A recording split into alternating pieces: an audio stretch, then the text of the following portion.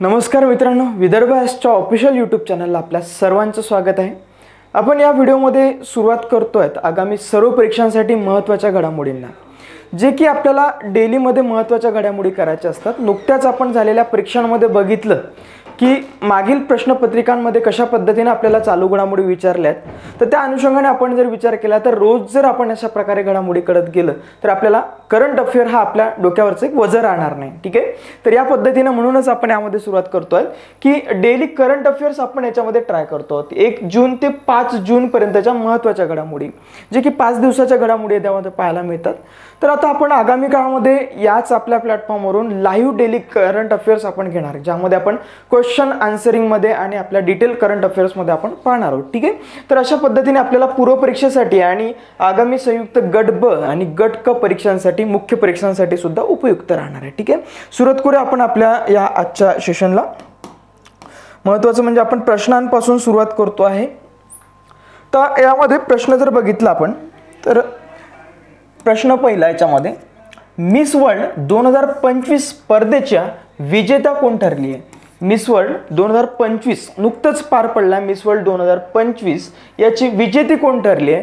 तर असा प्रश्न होता। तर याच्यामध्ये ओपेल सुचाता चुआंगश्री ही या स्पर्धेची विजेती ठरली आहे। बघा, हे या स्पर्धेची विजेती ठरली आहे आणि ती थायलंड या देशाची आहे। थायलंड या देशाची ती महिला आहे, एक विजेती ठरलेली आहे, जी मिस वर्ल्ड ठरलेली आहे।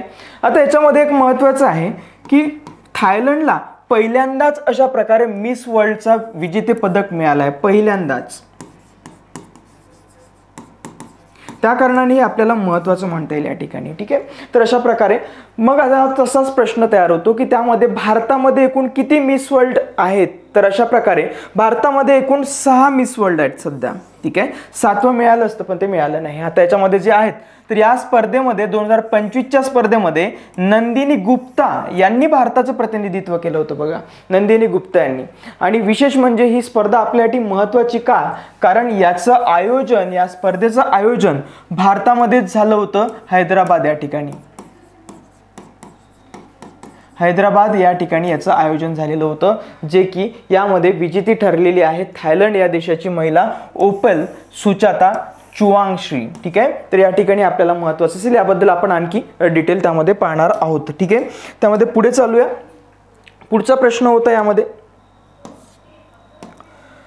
मिस वर्ल्ड 2025 स्पर्धेत भारताच्या प्रतिनिधीने कोणत्या स्थानापर्यंत मजल मारली आणि तिचे नाव काय? तर आपल्या सगळ्यांना माहिती आहे त्या महिलेचं नाव किंवा त्या मिस वर्ल्डचं नाव, म्हणजे मिस वर्ल्ड स्पर्धेमध्ये सहभागी झालेली भारतीय प्रतिनिधी म्हणजेच नंदिनी गुप्ता।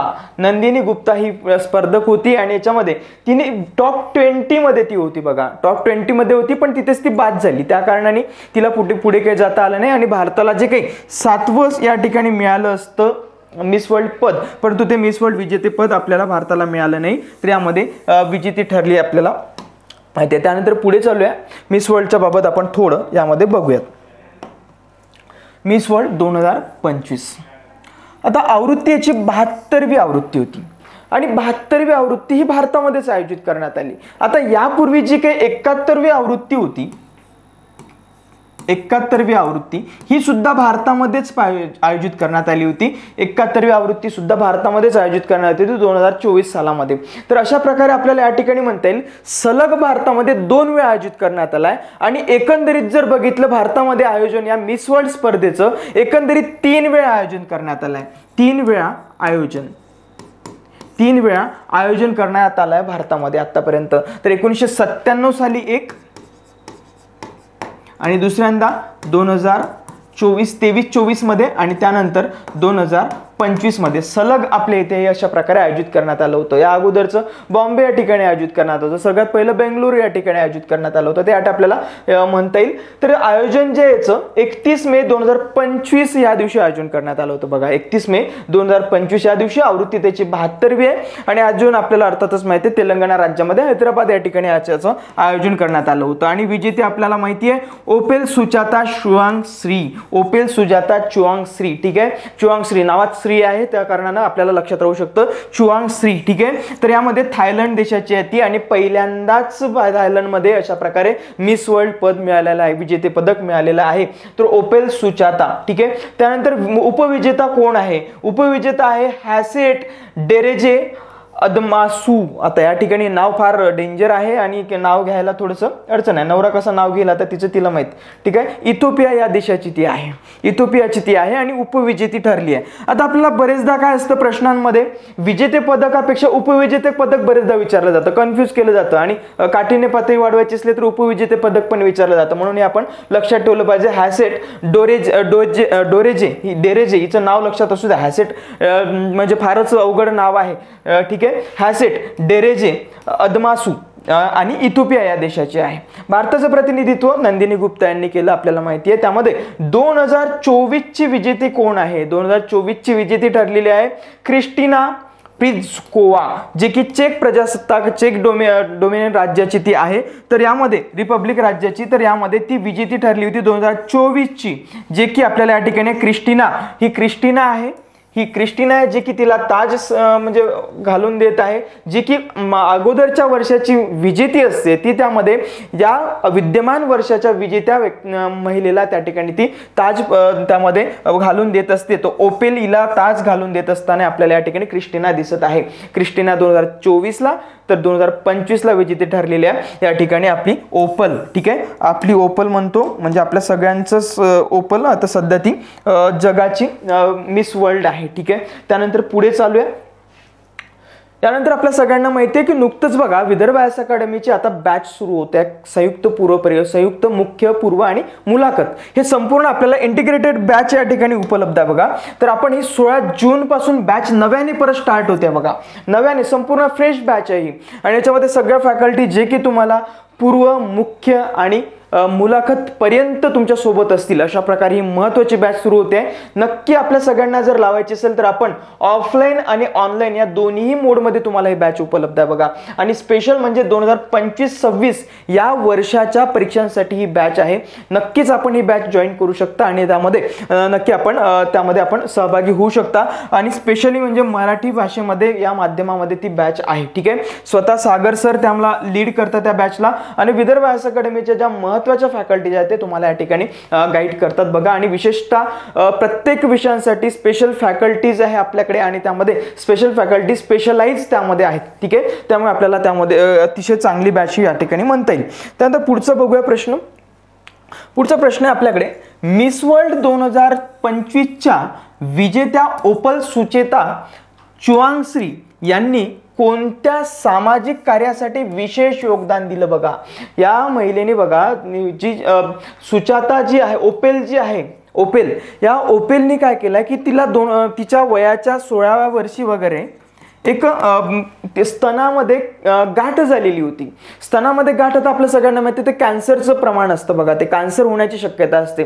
तिने तिचं म्हणजे वयाच्या 16व्या वर्षी ऑपरेशन झालं होतं स्तनाच्या गाठेचं, गाठ काढण्यात आली होती तिची. त्या कारणाने ती ना या स्तनाच्या कॅन्सरच्या बाबत वगैरे फार जागरूक असायची आणि आहे ती अजूनही, आणि तिचं काम त्याच्यावरती चाललं होतं बघा. तर त्यामुळे हिने कोणत्या सामाजिक कार्यात विशेष योगदान दिलं तर तिने स्तनाच्या कर्करोगाबद्दलची जागरूकता निर्माण करण्याचं काम ती करते बघा. तर त्या कारणाने ही आपण लक्षात ठेवलं पाहिजे की या मिस वर्ल्डचं कार्य काय आणि विशेष म्हणजे ती सामाजिक कार्य तिचं आहे. त्या कारणाने ओपेलचं कार्य काय तर ओपेलचं कार्य आहे की स्तनाच्या कर्करोगासाठी तिने जागरूकता निर्माण करण्याचं काम खूप चांगलं केलेलं आहे. ठीक आहे, तर या अनुषंगाने आपल्याला एक महत्त्वाचं त्याबाबत म्हणता येईल. ठीक आहे, त्याबाबत पुढे बघूया आपण. पुढचा प्रश्न आपल्या सगळ्यांना माहिती आहे की याच्यामध्ये भारताने आतापर्यंत किती वेळा विजय मिळवलेला आहे या मिस वर्ल्ड मध्ये. तर भारताने एकूण 6 वेळा विजय मिळवला आहे, म्हणजे ऑप्शन नंबर 2 हे आपलं योग्य उत्तर आहे. तर 6 आपल्या सगळ्यांना माहिती आहे कोण कोण आहेत. तर आपल्या सुंदर्या ज्या आहेत मिस वर्ल्ड, तर त्या आपल्याला त्यामध्ये आपल्या प्रसिद्ध अभिनेत्री सुद्धा आहेत. ठीक आहे, तर यामध्ये 2017 साली विजेते पदक मिळालं होतं त्या ठिकाणी मनुषी छिल्लर यांना. ठीक आहे, मनुषी छिल्लर 2017 या ठिकाणी विजेती ठरली होती. त्या अगोदर 2016 मध्ये प्रियंका चोप्रा ठीक आहे, नुकतेच त्यांचे काही स्टेटमेंट सुद्धा प्रसिद्ध होत आहेत की व्हर्जिनिटीच्या बाबत वगैरे आपण सगळ्यांनी बघितलं. ठीक आहे, तर फार पुढारलेले विचार त्या सगळ्यांच्या आपल्याला याच्यामध्ये दिसून येतात. त्यानंतर 1999 साली मुक्तामुखी, ठीक आहे, युक्तामुखी यांचे या ठिकाणी विजेती ठरलेली होती. त्यानंतर 1997 साली डायना हेडन विजेती ठरलेली होती. डायना हेडनचं फार प्रसिद्ध नाव होतं त्यामध्ये, डायना हेडन. त्यानंतर 1994 साली बघा, 1994 साली त्या अगोदर ऐश्वर्या राय विजेती ठरली होती, जे की आपली प्रसिद्ध अभिनेत्री आहे आणि या 90च्या दशकामध्ये सगळ्यांची ती क्रश होती. ठीक आहे, तर अशी ही ऐश्वर्या राय. त्यानंतर आहे रीता फारिया, जे की आपली पहिली त्यामध्ये विजेती होती. 1966 साली ती विजेती ठरली होती, रीता फारिया. ठीक आहे, तर याबद्दल आपल्या सगळ्यांना माहिती की 6 अशा आपल्या विजेत्या आहेत ज्या मिस वर्ल्ड आहेत. ठीक आहे, हे आपल्याला यामध्ये पाहायला मिळतात. 1966 साली रीता फारिया, त्यानंतर ऐश्वर्या राय. ठीक आहे, त्यानंतर आपल्या डायना हेडन आणि त्यानंतर आपल्याला प्रियंका चोप्रा या ठिकाणी दिसून येते. ठीक आहे, आणि मनुष्य छिल्लर आपल्याला या ठिकाणी दिसून येतं. ठीक आहे, तर यामध्ये आपण हे बघितलं पाहिजे बॅकग्राऊंड सुद्धा त्याचं. त्यानंतर पुढे चालूया. नेक्स्ट आपल्या सगळ्यांना माहिती आहे राज्यसेवा आता नुकतीच पूर्व परीक्षा होणार आहे आता सप्टेंबर महिन्यामध्ये, आणि आपल्याला त्यामध्ये जर आपण अभ्यास व्यवस्थित झाला असेल आपला किंवा नाही झाला असेल तर त्यासाठीचं मूल्यांकन करण्यासाठी म्हणून आपल्याकडे मूल्यांकन बॅच आहे. त्यामध्ये आपल्याला नक्की राज्यसेवेसाठी काय आहे की पूर्व परीक्षेला तुम्हाला मेंटॉर खूप आवश्यक असतात. तर याच्यामध्ये तुम्हाला टेस्ट दिल्या जातात आणि त्या सब्जेक्ट वाईज टेस्ट आहे आणि टॉपिक वाईज त्यामध्ये आपल्याला विशिष्ट असं ग्रुपिंगनी टेस्ट दिसून येतात. आणि त्यामध्ये तुम्हाला विशेष म्हणजे मेंटॉरिंग केलं जातं. बघा, कुठे तुम्ही चुकतात, तुम्ही काय करायला पाहिजे हे तुम्हाला यामध्ये अतिशय चांगल्या पद्धतीने शिकवलं जातं किंवा सांगितलं जातं. म्हणून ही जबरदस्त अशी बॅच आहे जी 20 एप्रिल 2025 पासून सुरू झालेली आहे. तरी पण आपण नक्की जॉईन करू शकता, अजूनही फार वेळ आहे, त्यामध्ये आत्तापासून आपण केलेलं बरं. ठीक आहे, त्यानंतर पुढे प्रश्न आहे आपला, भारतातील पहिला AI केंद्रित स्पेशल इकॉनॉमिक झोन सेज कोणत्या शहरात स्थापन होत आहे? AI आधारित स्पेशल इकॉनॉमिक झोन स्थापन होत आहे. बघा, तर हा स्पेशल इकॉनॉमिक झोन AI आधारित असलेला कोणत्या ठिकाणी होणार, तर तो नवा रायपूर या ठिकाणी होणार. बघा, नवा रायपूर छत्तीसगड राज्यामध्ये, छत्तीसगड राज्यामध्ये अशा प्रकारे नवा रायपूर या ठिकाणी हा एक झोन स्थापन होणार आहे. सेज स्पेशल इकॉनॉमिक झोन स्थापन होणार. आणि आगामी काळातलं आपल्याला AI आर्टिफिशियल इंटेलिजन्स हे फार महत्त्वाचं आहे आणि भारताला यामध्ये स्वयंपूर्ण बनवण्यासाठी, आर्टिफिशियल इंटेलिजन्समध्ये जबरदस्त बनवण्यासाठी आपल्याला हे फार महत्त्वाचं असेल. ठीक आहे, तर यामध्ये आपल्याला जागतिक महासत्ता बनायचं आहे. त्या अनुषंगाने आपल्याला अशा प्रकारे काही गोष्टी कराव्या लागतील, हे सुद्धा एक महत्त्वाचं आहे. तर मित्रांनो, आपण अशाच प्रकारे लाईव्ह सुद्धा सुरू करतोय. आगामी लवकरच आपण यामध्ये डेली करंट अफेअर्स तुम्हाला घेतलं जाईल क्वेश्चन स्वरूपामध्येच अशाच प्रकारे. ठीक आहे, अशाच प्रकारे डिटेल आपल्याला यामध्ये घेतलं जाईल. तर बघूया आपण यामध्ये भारतातलं पहिलंच AI सेज कोणतं ठरलं आहे, तर छत्तीसगड राज्यामध्ये नवा रायपूर या ठिकाणी अशा प्रकारे स्थापन करण्याचा निर्णय घेतलेला आहे. AI स्मार्ट सिटीज सेज असेल तो. बघा, ठिकाण नवा रायपूर छत्तीसगड या ठिकाणी होणार आहे. तर यामध्ये आपल्याला म्हणता येईल उद्देश काय याचा, तर AI डेटा अनालिटिक्स किंवा त्यामध्ये इंटरनेट ऑफ थिंग्स वगैरे आहे किंवा इन्फॉर्मेशन अँड टेक्नॉलॉजी, रोबोटिक्स आणि उच्च तंत्रज्ञान क्षेत्रासाठी समर्पित असलेले विकास करणं हे आपल्याला महत्त्वाचं असेल. आपल्याला आता यामध्ये खूप पुढे जायचं आहे आर्टिफिशियल इंटेलिजन्समध्ये, तर त्या कारणाने आपल्याला एवढं करणं आवश्यक असेल. यासाठी महत्त्वाचं एक लक्षात असू द्या की गुंतवणूक किती होते आहे. यामध्ये एकूण अंदाजे 1000 कोटी रुपये गुंतवणूक करण्याचं ठरलेलं आहे. पहिल्या टप्प्यामध्ये 500 कोटी केले जातील. ठीक आहे, 1000 कोटी रुपयाची गुंतवणूक यामध्ये केली जाईल. अशा पद्धतीने आपल्याला प्रश्न बरेचदा विचारले जातात की आर्टिफिशियल इंटेलिजन्स सेसच्या ठिकाणी किती कोटी रुपयापर्यंत गुंतवणूक होणार, तर ती 1000 कोटी रुपये स्टेटमेंटमध्ये वगैरे आपल्याला बरेचदा दिले जातं. आपल्या सगळ्यांना चांगल्या पद्धतीने माहिती आहे PYQ मध्ये.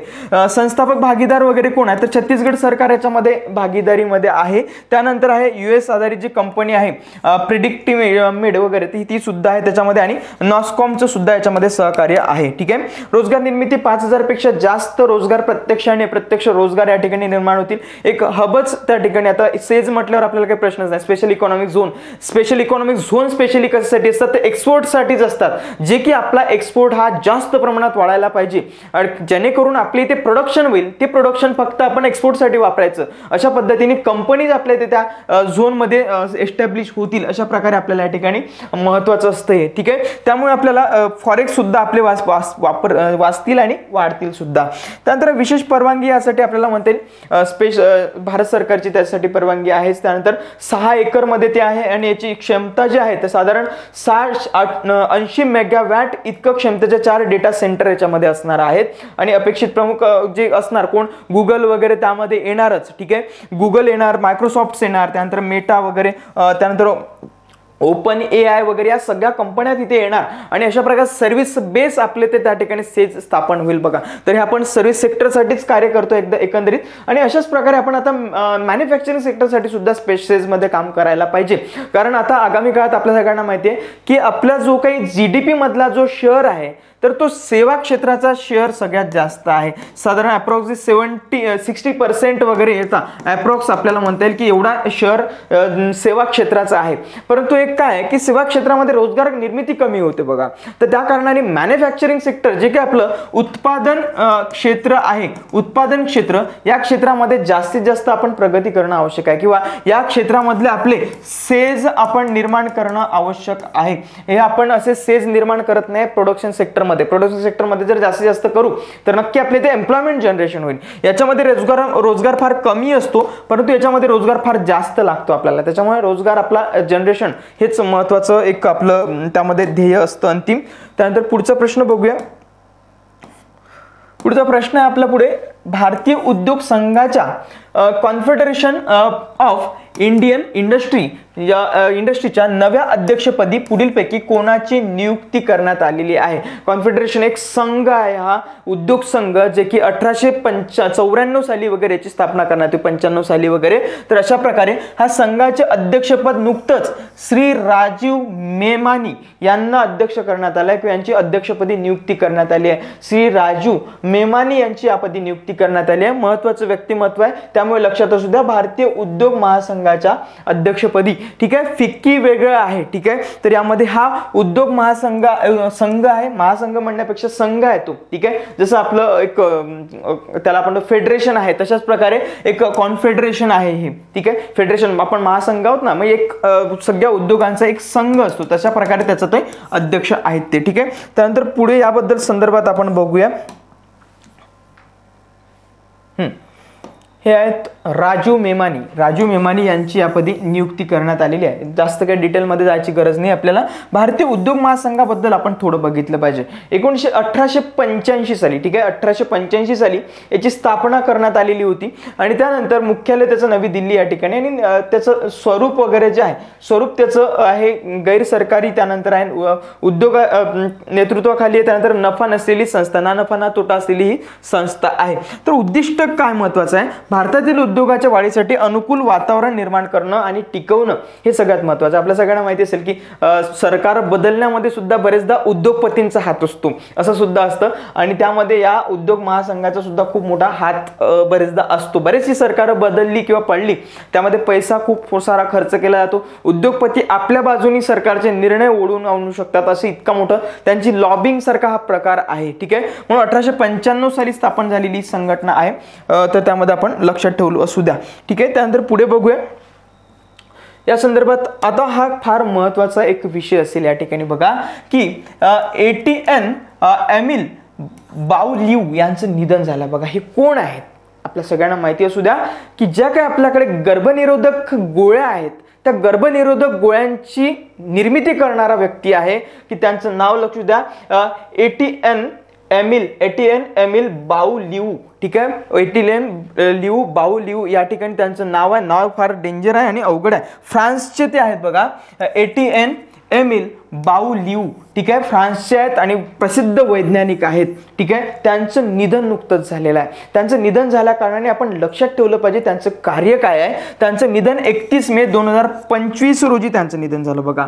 31 मे 2025 रोजी त्यांचं दुःखद निधन झालंय आणि फार प्रदीर्घ काळ त्यांचं आयुष्य होतं बघा. तर त्यामध्ये फ्रेंच बायोकेमिस्ट आहेत ते आणि विशेष म्हणजे जे काही महिलांचं गर्भपाताचा अधिकार जो आहे, गर्भपाताच्या अधिकाराचे ते पुरस्कर्ते होते. त्यांना वाटतंय की बाबा महिलाला, एखाद्या महिलेला जर वाटतंय की मला ही गर्भधारणा नको, तर त्याच्यामध्ये तिचा अधिकार आहे तर तो अधिकार जपणारे म्हणजे त्यामध्ये त्याचे पुरस्कर्ते होते. त्यामध्ये बाऊ लिव. ठीक आहे. तर प्रसिद्ध गर्भपात गोळीचं नाव लक्षात असू द्या, RU 486. कोणाला काम पडू नये. ठीक आहे. तर असं या ठिकाणी म्हणेल मी.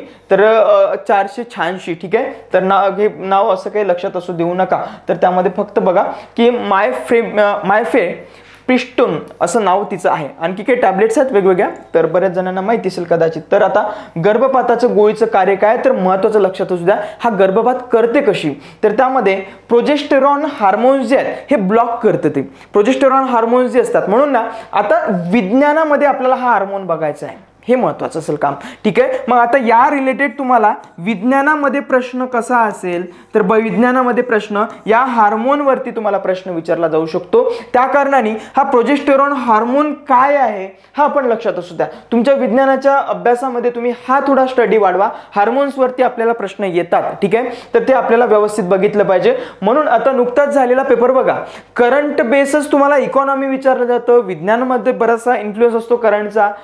पॉलिटी मध्ये इन्फ्लुएन्स तर कायम असतो. ठीक आहे. त्यामध्ये जिओग्राफी मध्ये सुद्धा इन्फ्लुएन्स असतो करंट अफेअरचा. ठीक आहे. त्यामुळे आपण हे व्यवस्थित लक्षात ठेवलं पाहिजे. हे गोळी टॅबलेट थोडी लक्षात असू द्या, RU 486. ठीक आहे. तर हे आपल्याला या ठिकाणी महत्त्वाचं असेल. त्यानंतर पुढे बघूया पुढचा प्रश्न. पुढे जर बघितलं आपण तर यामध्ये भारतात पहिले ध्रुवीय संशोधन जहाज, एक व्हेझल बांधला जाणार आहे बघा, की पोलर रिसर्च व्हेझल आहे. हा पोलर रिसर्च व्हेझल हा भारत पहिल्यांदा बांधणार आहे. ठीक आहे. तर त्यामुळे लक्षात असू द्या की ध्रुवीय जे काही हा पृथ्वी जर असेल, पृथ्वीचा हा उत्तर ध्रुव आणि दक्षिण ध्रुव, या दोन्ही ध्रुवांचा अभ्यास करण्यासाठी म्हणून आपल्याकडे मैत्रीसारख्या काही संस्था आहेत. ठीक आहे. तर अशा या ठिकाणचं म्हणजे उत्तर ध्रुवावरती आणि दक्षिण ध्रुवावरती आपल्या सगळ्यांना माहिती आहे असा बर्फ आहे सगळा, आणि हा बर्फावरती जर संशोधन करायचं म्हटलं तर आपल्याला विशेष असे जहाज लागतात. तर त्यामध्ये पाणी आहे सगळं त्या समुद्राच्या भागामध्ये, तिकडे ग्रीनलँड वगैरे भागामध्ये आपल्याला माहिती आहे का, यामध्ये अशा प्रकारे स्पेशल जहाज पाहिजे असतात आपल्याला संशोधनासाठी. कारण आपण जितकं संशोधन करू तितकं आपल्यासाठी फायदेशीर आहे ते. तर अशा पद्धतीने आपल्याला अभ्यास करण्यासाठी, संशोधन करण्यासाठी, रिसर्च करण्यासाठी म्हणून ही जहाज अशा प्रकारे बनवायचं आहे. तर याच्यासाठी आपल्याला सहकार्य करणारा देश कोणता, यावरती आपल्याला प्रश्न निर्माण होऊ शकतो. तर तो देश आहे नॉर्वे. नॉर्वे हा देश आहे आणि नॉर्वे सोबत भारताने अशा प्रकारे 3 जून 2025 रोजी सहकार्यावरती एक करार केलेला आहे बघा. तर यामध्ये कॉपरेशन करणार आहे नॉर्वे हा देश आपल्याला. ठीक आहे. लक्षात असू द्या की भारताचं पहिलं ध्रुवीय संशोधन जहाज बांधण्यासाठी खालीलपैकी कोणता देश मदत करणार आहे किंवा सहकार्य करणार आहे, तर तो देश आहे नॉर्वे नावाचा देश. ठीक आहे. हे लक्षात असू द्या. त्यामध्ये फॅक्ट्स मध्ये आपल्याला विचारतात. स्वाक्षरी करणारे त्यामध्ये 2 कंपनीज आहेत तिथल्या. एक नॉर्वेची कंपनी आहे कोम्सबर्ग आणि त्याच्यानंतर GRSE ही भारताची कंपनी आहे. ठीक आहे. त्यानंतर पार्श्वभूमी काय याची बघितलं तर आपल्याला माहिती आहे की आपलं संशोधन चालतं की आर्क्टिक वरती आणि अंटार्क्टिकावरती आणि आर्क्टिक वरती संशोधन चालतं. तर हे संशोधन बराच काळ चालतं आणि ध्रुवीय संशोधनासाठी परदेशी जहाजांवरती आपल्याला डिपेंड राहावं लागत होतं. ठीक आहे. तर या परदेशी जहाजांवरती आता आपल्याला डिपेंड राहायचं काम नाही, कारण आता आपण स्वतःची जहाज याच्यामध्ये बांधणी करतो आहे. ठीक आहे. हे आपल्याला महत्त्वाचं असेल. उद्देश काय तर इतकंच काय आपल्याला माहिती आहे, डीप त्याला रिसर्च करायचा असतो. त्या कारणाने समुद्रात संशोधन केलं जाईल.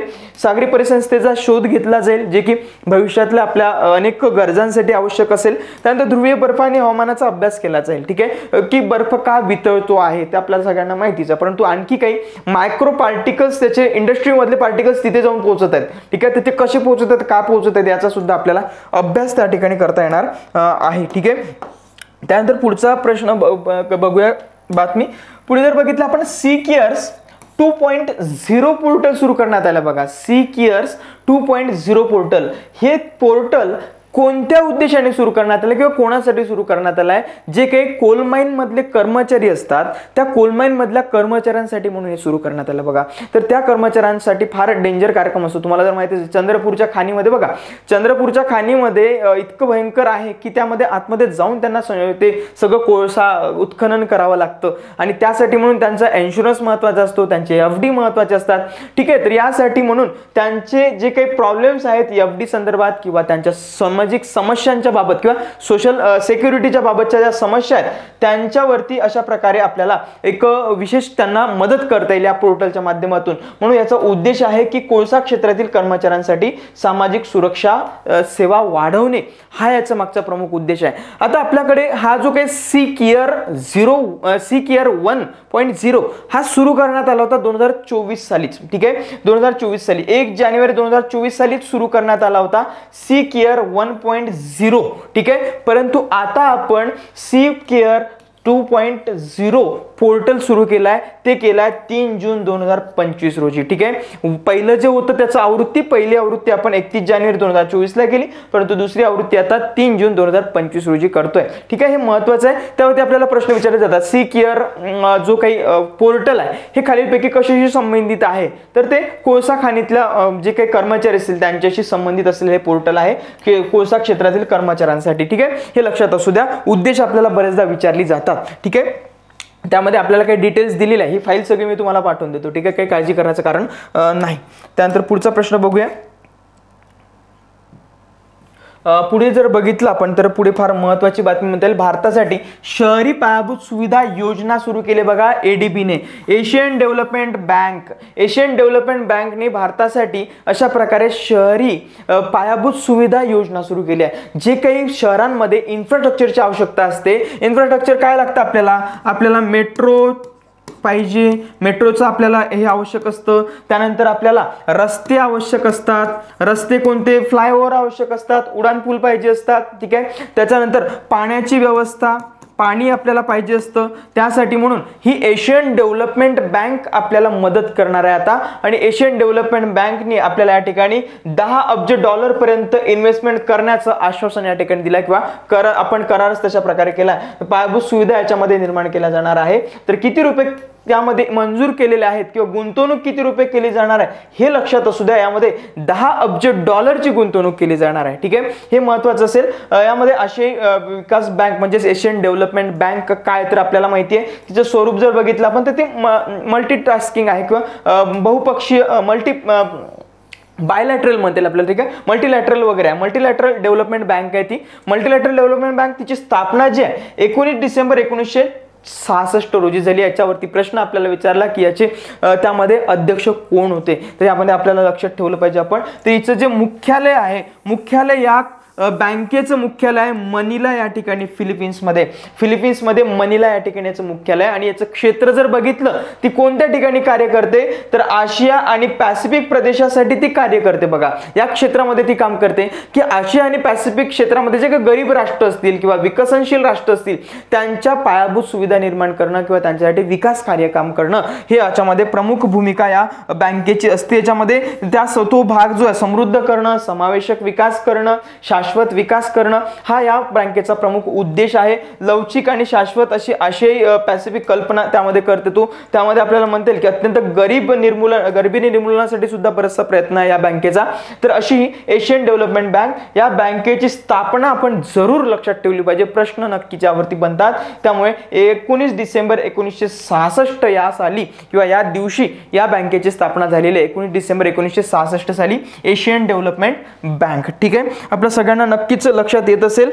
जरी आपला हा पहिलाच प्रयत्न आहे की त्यामध्ये आपण जे 1 जून पासून जे चालू करतोय घडामोडी त्यामध्ये नक्की तुम्हाला त्यामध्ये फायदा होईल. ठीक आहे, रोजच्या घडामोडी आपल्याला व्यवस्थित करायच्या म्हणूनच आपण लाईव्ह सुरू करणार आहोत लवकरच. ठीक आहे, आपल्या विदर्भ आयएस अकॅडमीच्या YouTube चॅनलवरती लाईव्ह लवकरच डेली आपण त्यामध्ये करणार आहोत. डेली करंट अफेअर्स आपण घेणार आहोत. ठीक आहे, प्रश्नांच्या स्वरूपामध्ये घेऊ. त्यामध्ये नक्की तुम्हाला त्याचा फायदा होणार आहे. ठीक आहे, त्यानंतर पुढे जर बघितलं आपण तर एक्स चार्ट सुरू केलेला बघा, याचं अनावरण केलेलं आपल्या एलॉन मस्क भावानं. ठीक आहे, हा फार डेंजर कार्यक्रम आहे. हा आता व्हॉट्सअपचा सुद्धा कार्यक्रम करेल, गेम करेल. त्यामध्ये व्हॉट्सअप, टेलिग्राम वगैरे यासारखाच त्यांनी एक एक्स चार्ट बनवलेला बघा. आतापर्यंत ट्विटर तर आहे, ट्विटरला त्यांनी आता एक्स बनवलं, तर आता तो व्हॉट्सअपची सुद्धा जागा घेईल. ठीक आहे, व्हॉट्सअप किंवा त्यामध्ये इंस्टाग्राम वगैरे, टेलिग्राम वगैरे, टेलिग्राम जे काही चॅटिंगचे जे काही आपल्याकडे माध्यम आहेत त्या माध्यमांच्या सारखं अशा प्रकारे एक्स चार्ट त्यांनी सुरू केलेला आहे. त्याच्यामध्ये आपण कोणाशी चॅट करू शकतो जसे की तुम्ही आता करत असाल. ठीक आहे, तर त्यामध्ये 2 जून 2025 रोजी याची या प्रकारे त्यांनी घोषणा केली आहे. त्याचे एक्स जे काही ट्विटर आहे त्या ट्विटरवरती त्यांनी पोस्ट केलेली होती की मी असं काही प्रकारे कार्यक्रम करतोय आणि त्यामध्ये एक्स चॅट सुरू करतोय, त्याच्याबद्दल त्यांनी सांगितलं. त्यानंतर याचं वैशिष्ट्य जर म्हणलं एंड टू एंड इन्स्क्रिप्शन आहे. ठीक आहे, त्यामध्ये तुम्ही बघा ग्रोक फार सुंदर असं त्याचा एक ॲप आहे बघा, AI ॲप आहे आणि खूप AI ॲप म्हणजे त्या एक्स मध्येच आहे ते अवेलेबल असे सिस्टीम. ती ग्रोक सुद्धा खूप भारी आहे. फाईल शेअरिंग वगैरे त्याच्यातून करता येतं, गायब होणारे संदेश वगैरे ते म्हणजे मेसेज वगैरे आपण त्याला हे पण करू शकतो, इरेज पण करू शकतो, ऑटोमॅटिकली इरेज सुद्धा करू शकतो. बरेचसे त्याचं व्हॉट्सअप सारखेच फीचर त्याच्यामध्ये अवेलेबल आहेत आपल्याला. ठीक आहे, त्यानंतर पुढे जर बघितलं आपण तर हे व्यक्तिमत्व फार महत्वाचं आपल्याला, वाल्मिक थापर हे व्यक्तिमत्व फारच महत्वाचं असं म्हणेल मी या ठिकाणी. ठीक आहे, वाल्मिक थापर जे की प्रसिद्ध असे त्यामध्ये व्याघ्र संवर्धक आहे, प्रसिद्ध व्याघ्र संवर्धक आहे. वाल्मिक थापर यांचं नुकतंच निधन झालंय बघा. त्यांचं निधन झालं 31 मे 2025 रोजी. त्यांचं निधन झाल्या कारणाने आपल्याला महत्वाचे, कारण त्यांनी जे काही आपल्याकडे कुनो राष्ट्रीय अभियानामध्ये त्यामध्ये आपण चित्ते जे आणलेले होते त्या चित्त्यांसाठी विरोध केला होता त्यांनी. इथे काही जमत नाही म्हणे हे सगळं चित्त बित्त्याचा कार्यक्रम, कारण की आपल्याकडे ना रिसोर्सेस आहेत ना त्याच्यासाठी वातावरण आहे ना आपल्यासाठी ठिकाण आहे. ठीक आहे, त्याच्यामुळे हे जमत नाही म्हणतात त्यांनी डायरेक्ट डिनाय केलं होतं बघा. हे नसायला पाहिजे असं सांगितलं त्यांनी. आणि विशेष म्हणजे फारच इंटरेस्टिंग गोष्टी त्यांच्याबद्दल आहेत. ठीक आहे, त्यांच्याबद्दल जर म्हणतील त्यांनी चित्रपट अभिनेत्री सोबत लग्न केलं होतं बघा, तर हे सुद्धा एक महत्वाचं आहे. तर त्यामध्ये त्यांच्याबद्दल जर बघितलं तर त्यांचं जीवन कार्य बघूया. शिक्षण त्यांचं अर्थातच डून स्कूलमध्ये झालं बघा शिक्षण, प्राथमिक शिक्षण वगैरे. त्यानंतर दिल्ली विद्यापीठामध्ये त्यांनी सेंट स्टीफन कॉलेजमधून समाजशास्त्रामध्ये गोल्ड मेडल मिळवलं होतं बघा. म्हणजे सेंट स्टीफन्स कॉलेजमधून. ठीक आहे, समाजशास्त्र या विषयामध्ये सुवर्ण पदक मिळवलं. विशेष म्हणजे ते रोमिला थापर यांचे ते पुतणे आहेत बघा, पुतणे आहेत म्हणजे त्यामध्ये आत्या वगैरे लागतात. ते रोमिला थापर आत्या लागतात त्यांची. रोमिला थापर आपल्या कोणाला माहिती असेल तर माहिती असेल किंवा कोणाला माहिती नसेल तर सांगून देतो. त्या प्रसिद्ध इतिहासकार आहेत आणि तुम्हाला एक थापर माहिती असेल की त्यामध्ये पत्रकार आहेत बघा ते, आणि त्यांनी पंतप्रधान मोदींची एक मुलाखत घेतलेली होती. म्हणजे फार त्यांना मुलाखत देण्यासाठी बरेच लोक घाबरतात. त्यांचं नाव नाही आठवत बघा, थापरच आहेत ते. बरेचदा तुम्ही सर्च करून बघा, पत्रकार आहेत. आणि यांचे वडील सुद्धा प्रसिद्ध पत्रकार होते बघा, यांचे वडील सुद्धा प्रसिद्ध पत्रकार होते. थापर घराणं फारच डेंजर आहे आणि जबरदस्त आहे. आणि रोमिला थापर अर्थातच त्या सुद्धा एक कम्युनिस्ट विचारसरणीचं त्यांचं त्या अँगलनी त्यांनी इतिहास लिहिला आहे बघा. हिस्ट्री त्या लिहितात तर त्यांचा अप्रोच कम्युनिस्ट अप्रोच आहे. ठीक आहे, जबरदस्त इतिहासकार आहेत त्या आणि त्यांनी प्राचीन इतिहासावरती जबरदस्त पुस्तक त्यांचं आहे, नक्की आपण ते वाचलं पाहिजे. ठीक आहे, त्यामध्ये 1988 साली रणथंबोर फाउंडेशनची त्यांनी स्थापना केली होती. हे आपण लक्षात असू द्या, कारण की नुकताच ग्रुप सी ला आपल्याला प्रश्न विचारला बघा. आपल्याला प्रश्न त्यामध्ये इतिहासकारांवरती प्रश्न विचारला बघा, एक त्यामध्ये त्यांचा अप्रोच विचारला होता, आपल्या सगळ्यांना माहिती आहे. तर अशा प्रकारे हे प्रश्न रिपीट होऊ शकतात किंवा अशा पॅटर्नने आपल्याला विचारले जाऊ शकतात. म्हणून हे प्रसिद्ध व्यक्तिमत्व आहे. आणि प्रोजेक्ट चित्ताबद्दल त्यांचा आक्षेप होता बघा. ठीक आहे, हे लक्षात असू द्या. 1988 साली त्यांनी प्रोजेक्ट त्यामध्ये रणथंबर हे जे काही फाउंडेशन आहे त्याची स्थापना केलेली होती. आणि जे काही आपल्याकडे प्रोजेक्ट चित्ता त्यामध्ये टायगर वगैरे आहे त्यासाठी तर 72 साली त्यांनी जबरदस्त कार्य त्यासाठी केलेलं आहे. त्यांची पुस्तकं थोडी लक्षात असू द्या, चर्चेतली पुस्तकं बरेचदा आपल्याला विचारली जातात. ठीक आहे, तर टायगर द अल्टिमेट गाईड असं पुस्तक आहे त्यांचं. The secret life of tigers, land of the tiger. ठीक आहे, हे पुस्तक आहे त्यांचं. त्यानंतर तिसरं पुस्तक आहे द लास्ट टायगर. ठीक आहे, स्ट्रगलिंग फॉर सर्वायवल, हे सुद्धा एक पुस्तक आहे. आणि त्यांना एक जीवन गौरव पुरस्कार सुद्धा मिळाला 2018 साली सँच्युरी नेचर फाउंडेशन तर्फे. 2018 साली त्यांना एक जीवन गौरव पुरस्कार मिळाला. बाकी इतकेसे पुरस्कार त्यांना देण्यात आलेले नाही, कारण की ते काँग्रेस गव्हर्नमेंटच्या काळामध्ये कार्य करत होते, अजूनही करत होते. परंतु तेव्हा त्यांचा मेन जो कार्याचा जो भाग होता तो त्यांच्या काळामध्ये, काँग्रेसच्या काळामध्ये होता. त्या कारणाने आपल्याला माहिती आहे जे सरकार असलं तर त्या दुसऱ्या सरकारच्या माणसांना ते पुरस्कार वगैरे काही असं देत नसतात. ठीक आहे, त्यामुळे जयराम रमेश यांच्यासोबत सुद्धा त्यांनी कार्य केलेलं आहे. जयराम रमेश यांनीच एक शोकात्मक एक बातमी त्यामध्ये दिलेली होती. त्यानंतर पुढचं आहे आपल्याकडे ध्रुव प्रकल्प बघा. ध्रुव प्रकल्प फारच महत्वाचा असा प्रकल्प आहे आपल्याकडे, जो की सुरुवात याची मे 2025 मध्ये केलेली होती. ध्रुव प्रकल्प याबद्दल प्रश्न आपल्याला कसा येऊ शकतो की ध्रुव प्रकल्प हा खालीलपैकी कोणत्या विभागातर्फे तयार करण्यात आला किंवा सुरू करण्यात आला, तर तो टपाल विभागातर्फे तयार करण्यात आलेला आहे. ठीक आहे, टपाल विभागातर्फे सुरू करण्यात आलेला हा एक महत्त्वाचा प्रकल्प आहे. त्यामध्ये त्याचं संक्षिप्त नाव जर बघितलं ध्रुवचं, तर ध्रुवचं नाव आहे digital hub for reference and unique virtual address, असं त्याचं एक संक्षिप्त नाव आहे. ठीक आहे, याचं बनवून त्यांनी ध्रुव बनवलेलं आहे. ठीक आहे, digital hub for reference and unique virtual address. आपल्या सगळ्यांना माहिती आहे की आपल्याला प्रश्नांमध्ये किमान एक तरी प्रश्न त्यामध्ये संक्षिप्त नावावरती विचारलं जातं किंवा फुल फॉर्म वरती प्रश्न आलेला येतो, तर त्यामुळे आपल्याला हे फुल फॉर्म आपण लक्षात ठेवले पाहिजे. ठीक आहे, तर कसे काय आहेत त्यामध्ये उद्देश जर बघितला तर डिजिटल मध्ये सार्वजनिक पायाभूत सुविधा निर्माण करणं. आता टपाल खात्यासाठी त्यांचं एक ठरलेलं आहे की डिजिटली आता काय केलं जाईल की एखाद्या ठिकाणी आता पत्ता माहित नाही की मी आता अक्षय कोडजावे आहे, अक्षय कोडजावे सरचं घर कोणतं हे आपल्याला माहिती पडायचं. आता गुगलवरून ते त्या ठिकाणी पिन केलं जाईल त्यांना. ठीक आहे, की एखादा पोस्ट ऑफिसचा कर्मचारी असेल, टपाल आपला जो आपण पोस्ट मास्टर असेल, पोस्ट मास्टरला मला पत्र द्यायचं आहे तर त्यांना घर शोधावं लागायचं खूप सारं, पण तो आता त्यांचा वेळ जाणार नाही. डायरेक्ट त्यांच्याकडे गुगल वगैरे ते असेल, मॅप वगैरे असेल, किंवा आता आपण आपल्याकडे नाविक सुरू करतोय, नाविकला त्याला कनेक्ट वगैरे केलं जाईल. अशा गोष्टी त्यामध्ये केल्या जात आहेत की डिजिटल पायाभूत सुविधा निर्माण केल्या जात आहेत. तर आपल्याला या ठिकाणी दिसणार digital hub for reference and unique virtual address. Unique virtual address जसं आता आपल्याकडे युनिक आयडेंटिफिकेशन आधार आहे, तशाच प्रकारे युनिक एक व्हर्च्युअल ॲड्रेस सुद्धा असेल. आपल्याला प्रत्येकांना कॉमन एक ॲड्रेस. ठीक आहे, म्हणजे घर सोडून गेले तरी तुम्हाला त्याच्यावरती अपडेट करता येईल. ध्रुवचे संरचनात्मक घटक जर बघितले तर काय, तर डिजिटल पोस्टल इंडेक्स नंबर त्याच्यामध्ये तयार केला जाईल, प्रत्येकाचा एक नंबर असेल त्याचा. त्यानंतर आहे डिजिटल ॲड्रेस लेअर सुद्धा त्यामध्ये असणार आहेत. ठीक आहे, एक आयडेंटिफिकेशन नंबर सुद्धा त्यामध्ये दिला जाईल की ज्याचं पत्र जिथे असेल किंवा ज्याचं काही एखादा डॉक्युमेंट असेल ते सुद्धा त्यामध्ये मिळून जाणार आहे घरपोच. तर अशा प्रकारे आपल्याला या ठिकाणी म्हणता येईल. त्यानंतर पुढचा बघूया, पुढची बातमी काय आहे आपली.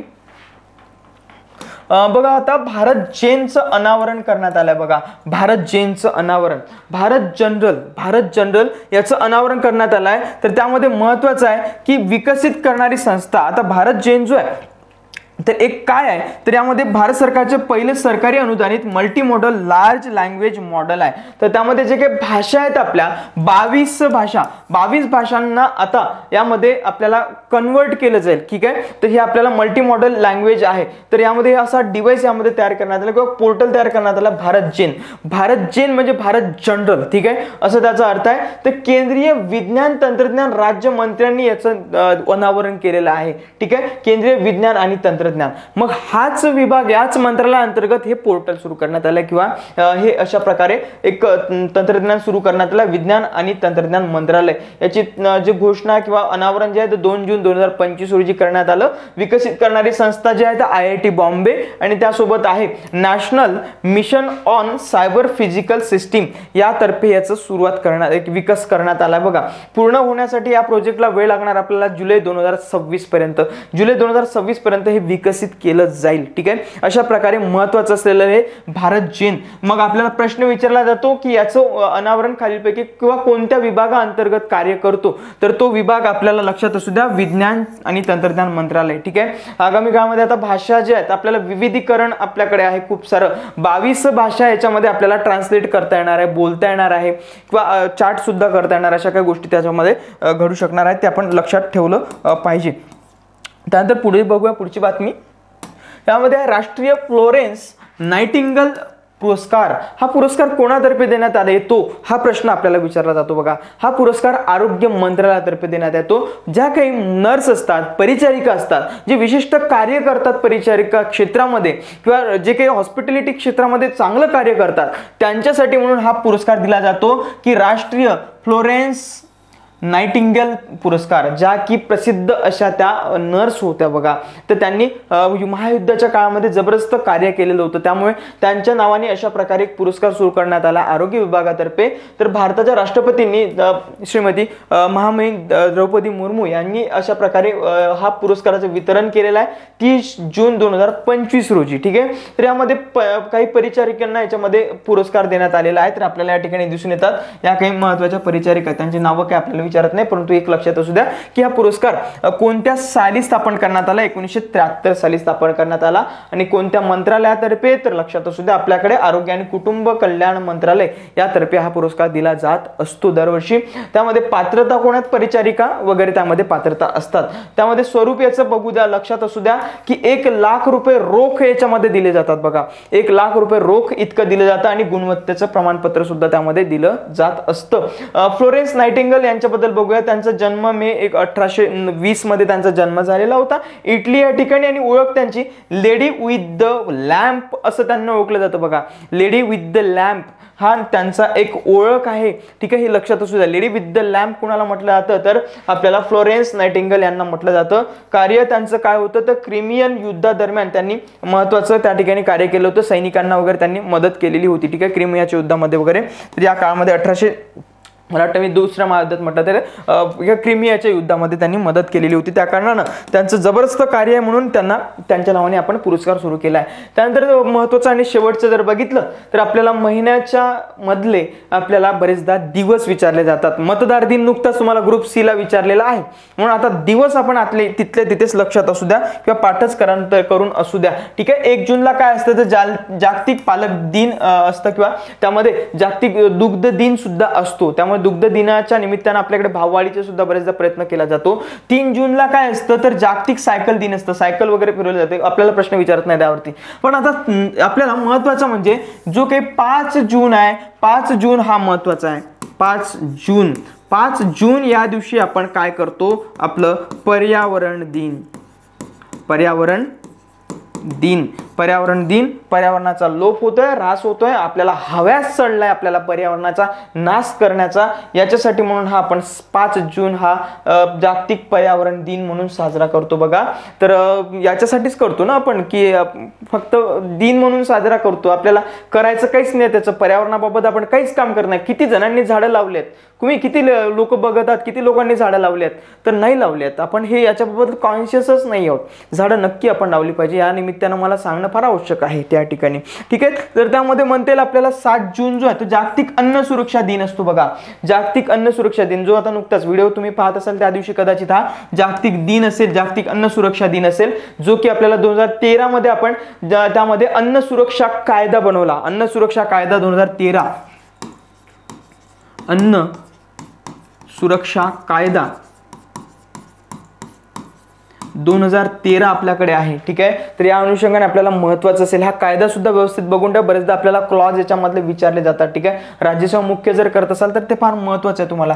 त्यानंतर आहे 8 जून, यामध्ये जागतिक महासागर दिन आपण असतो 8 जूनला। त्यानंतर 12 जूनला बाल कामगार विरोध दिन असतो बघा, बाल कामगार आपण कमी करण्याचा प्रयत्न करतो आणि त्याच्यासाठी आपल्याला प्रोत्साहन द्यायचं, बाल कामगार विरोधी दिन, ठीक आहे। त्यानंतर आहे आपल्याला 14 जून जागतिक रक्तदान दिन असतो, आपल्या सगळ्यांना माहिती आहे 14 जूनला। त्यानंतर 15 जून मल्लखांब दिन आहे। 19 जून सिकल सेल या ठिकाणी जागरूकता दिन असतो बघा, सिकल सेलचं प्रमाण फार मोठ्या प्रमाणात आहे आणि या दिवशी 19 जून या दिवशी सिकल सेलचा प्रतिबंधासाठी कार्य किंवा जागृतीसाठी कार्य यामध्ये केलं जातं। त्यामध्ये 20 जून रोजी आपल्याकडे जागतिक निर्वासित दिन आहे आणि 19 जून रोजी आंतरराष्ट्रीय योग दिन आपल्या सगळ्यांना चांगलं माहिती आहे, ठीक आहे। तर अशा प्रकारे आपल्याकडे हे दिन आपण यामध्ये महत्त्वाचे दिन साजरे करतो, हे महत्त्वाचं असेल। त्यानंतर 23 जूनला आपल्याकडे आंतरराष्ट्रीय ऑलिम्पिक दिन असतो, आंतरराष्ट्रीय विधवा दिन सुद्धा असतो 23 जून, ठीक आहे। तरी आपल्याला महत्त्वाचं या ठिकाणी म्हणता येणार आहे। 21 जूनला आणखी जागतिक विज्ञान दिन वगैरे, त्यामध्ये संगीत दिन वगैरे आपल्याला महत्त्वाचं म्हणता येईल। 26 जून वगैरे महाकवी कालिदास दिन असतो। त्यानंतर 30 जून रोजी आपण जागतिक लघुग्रह दिन म्हणून वगैरे साजरा करतो, असे काही दिन आहेत। ही फाईल तुम्हाला तुमच्या टेलिग्राम चॅनलवरती येऊन जाईल। तर मित्रांनो आपण लवकरच लाईव्ह सुरू करणार आहोत, लाईव्ह करंट अफेअर्स तुमचं काय मत आहे यावरती नक्की सुचवा की आपण डेली लाईव्ह मध्ये घ्यायला पाहिजे का, ठीक आहे। अशाच प्रकारे आपण प्रश्नांच्या स्वरूपामध्ये आणि अशा प्रकारे डिटेलमध्ये पाहण्याचा प्रयत्न करणार आहोत। तर या ठिकाणी थांबूया मित्रांनो, भेटू आपण आपल्या नेक्स्ट लेक्चरला। थँक्यू, धन्यवाद।